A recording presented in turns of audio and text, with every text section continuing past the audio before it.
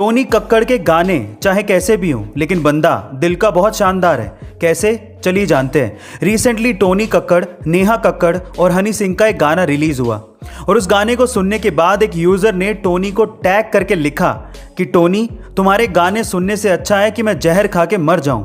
तो उसके बाद जो टोनी ने रिप्लाई किया वो तारीफ के काबिल है। टोनी ने कहा कि तुम प्लीज मत मरो, तुम मेरे गाने मत सुनो, तुम्हारी जिंदगी बहुत ज़्यादा कीमती है। सो टोनी कक्कड़ आएंगे जाएंगे, खुदा करे तुम्हें मेरी भी उम्र लग जाए। गाइस, सही है ना?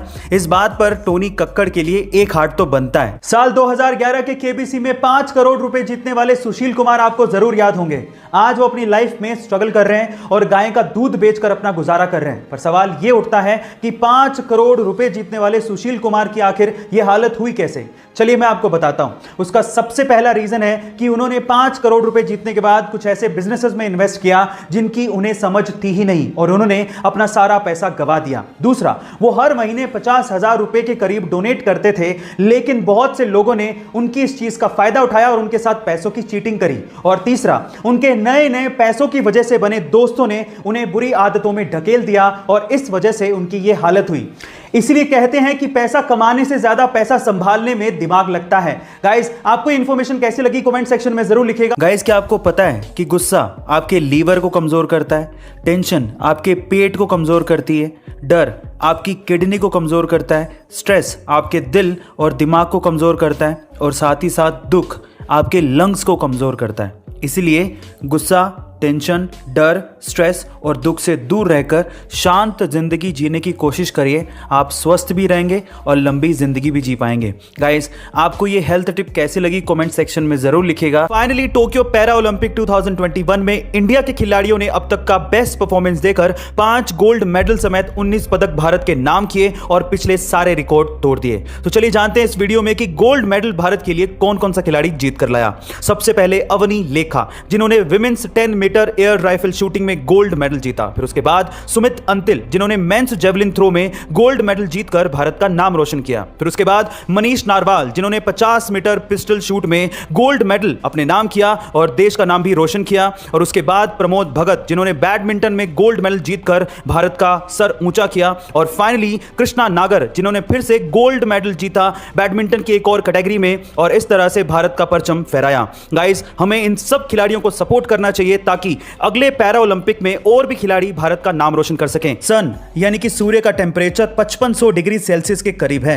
यह इतना गर्म है कि इसकी गर्मी 150 मिलियन किलोमीटर दूर अर्थ तक पहुंचती है और हमें इसकी गर्मी महसूस भी होती है। लेकिन मजे की बात यह है कि यह सन जिस स्पेस यानी कि अंतरिक्ष के सेंटर में मौजूद है वो स्पेस खुद ठंडा है। अब यह कैसे हो सकता है कि सन जिसकी गर्मी 150 मिलियन किलोमीटर दूर तक पहुंचती हो, वो सन जिस स्पेस में मौजूद हो वो ठंडा है? इसकी एक सिंपल सी वजह है, क्योंकि स्पेस यानी अंतरिक्ष में सन की गर्मी को एब्जॉर्ब करने वाली कोई भी चीज यानी कि मैटर है ही नहीं। इसी वजह से अंतरिक्ष ठंडा है। गाइस, आपको ये इंटरेस्टिंग फैक्ट कैसा लगा कमेंट सेक्शन में जरूर बताइएगा। अभी इंसान द्वारा बनाई गई सबसे ऊंची स्ट्रक्चर बुर्ज खलीफा है, जो कि दुबई में है, जिसकी ऊंचाई 830 मीटर है। पर सवाल ये उठता है कि इंसान और कितनी ऊंची स्ट्रक्चर बना सकता है, यानी कि लिमिट क्या है? क्या आप जानते हैं? चलिए आज मैं आपको बताता हूं।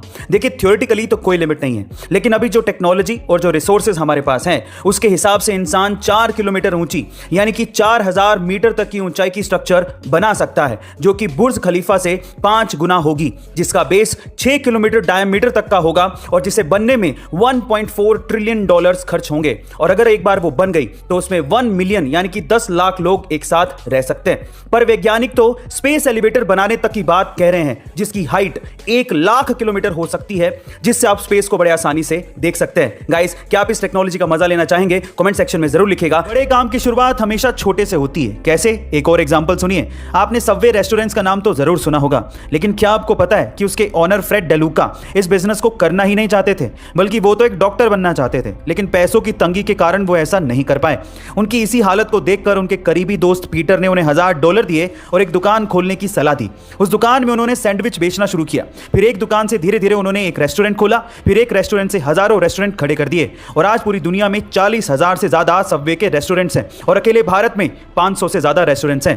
गाइस, इसीलिए कहते हैं कि छोटे से ही शुरुआत करिए, पर जरूर करिए। अगर आप भी छोटे से शुरुआत करके इन्वेस्टमेंट करना चाहते हैं तो डिस्क्रिप्शन बॉक्स में डीमेट अकाउंट के लिंक्स दिए हैं, फटाफट से जाके खुलवाइए और अपनी इन्वेस्टमेंट्स आज से शुरू करिए। ऐसे अमेजिंग वीडियोस के लिए शेयर, सब्सक्राइब एंड लाइक। मिलते हैं अगली वीडियो में।